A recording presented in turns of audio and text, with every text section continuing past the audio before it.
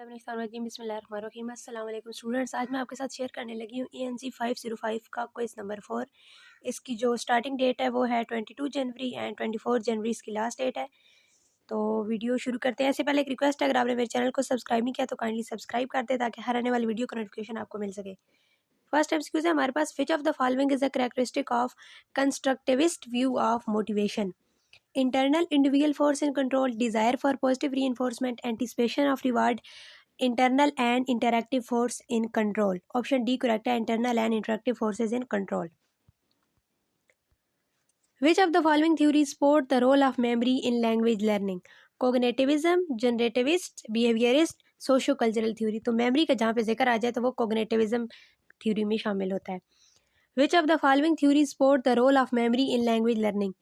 Cognitivist, monitor model, constructivist, behaviorist.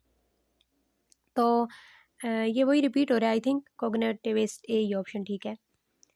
Learning strategies are specific action taken by learner to make learning, मतलब कि ये learning strategies की definition है कि वो ऐसे एक्शंस होते हैं जो कि लर्नर लेता है अपनी लर्निंग को क्या बनाने के लिए, complex, complicated, easier, slow. Option C correct है हमारे पास, easier.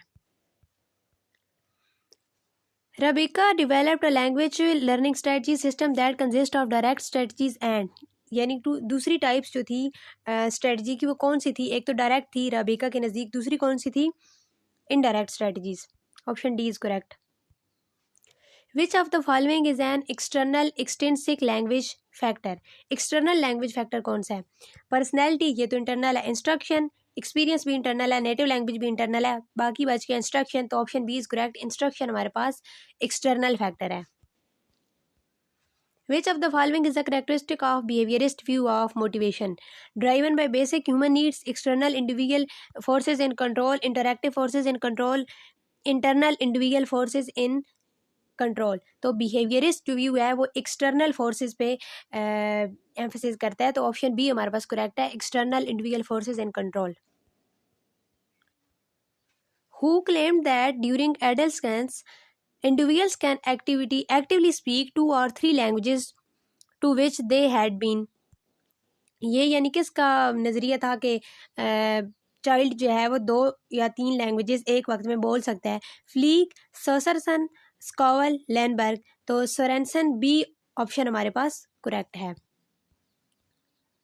Language acquisition does not require extensive use of conscious grammatical rule and their tedious drill is the view point. ये किसका व्यू पॉइंट था? मॉनिटर मॉडल में है, behaviourism में है, कंस्ट्रक्टिविज्म है, जनरेटिविज्म है। तो ऑप्शन डी हमारे पास करेक्ट है, जनरेटिविज्म।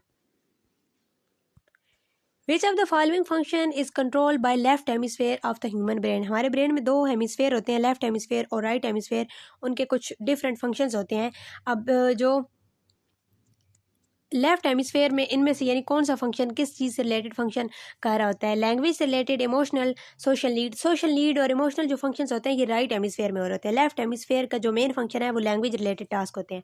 ऑप्शन बी हमारे पास करेक्ट है, language.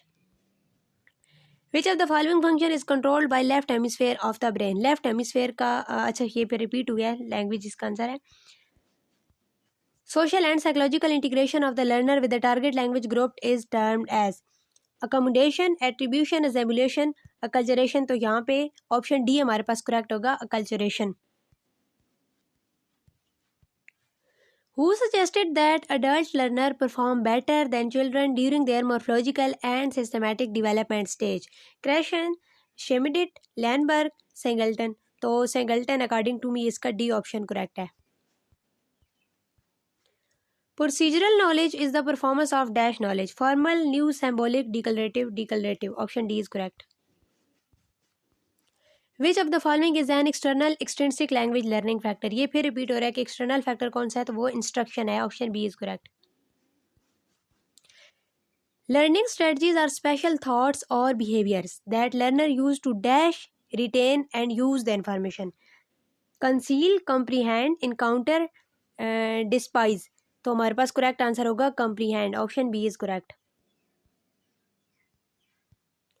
Which of the following theories proposes observable behavior as a core factor that influence learning? Cognitivist, nativist, behaviorist, constructivist। Option C correct होगा, behaviorist। Which of the following factor is inclined in the affective domain? Analytical abilities, intelligence, linguistic abilities, self esteem. तो affective factor में emotion से related जो factors होते हैं तो उसमें self esteem आता है। Option D is correct. Which of the following theory supports the role of memory in language learning? Memory का रोल पहले भी बता चुकी हूँ, कोग्निटिविस्ट अप्रोच होती है, तो ये रिपीट हो रहा है। ए ऑप्शन हमारे पास ठीक होगा। लास्ट एमसीक्यू से हमारे पास direct strategies are specific ways that involve use of. Direct strategies होती हैं उनमें लैंग्वेज डायरेक्टली इन्वॉल्व होती है, तो direct use of language, parole, competence. तो ऑप्शन हमारे पास बी करेक्ट होगा, लैंग्वेज।